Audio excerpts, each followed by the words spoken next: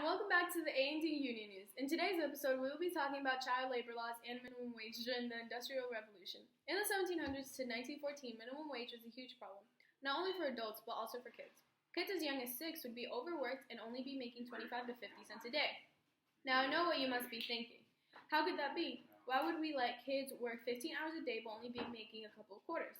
I know why. Because during the Industrial Revolution, there are not any child labor laws. Employers took advantage of children because they knew the kids wouldn't know any better and were desperate for money. Children usually worked long hours in dangerous factory conditions for very little money. Children were used as laborers because of their size. It allowed them to fit into small places in mines and factories where adults couldn't fit. The conditions of the mines were very unsafe and not good for the kids that were still developing. Many kids grew deformities due to the conditions. Kids would have open flames for light while they were down in the mines, which is also very dangerous. Did you know in the 1900s, 18% of all American workers were under the age of 16? But that all changed in 1904 when Lewis Hine founded the National Child Labor Committee, NCLC. He began their mission of promoting the rights, well-being, and education of children and youth. Nowadays, you have to be at least 16, but in some cases you can be younger to work.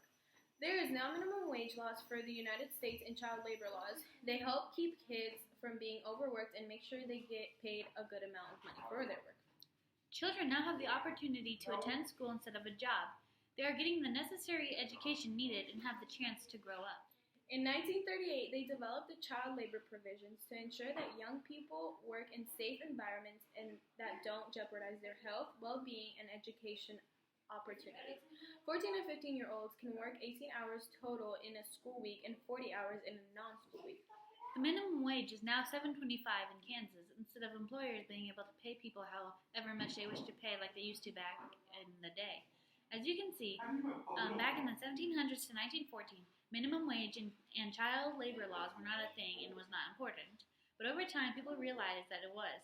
Now kids have opportunities that kids back in the day did not. Thank you for watching A&D News, and join us on our next episode when we will be talking about ending child hunger in third world countries.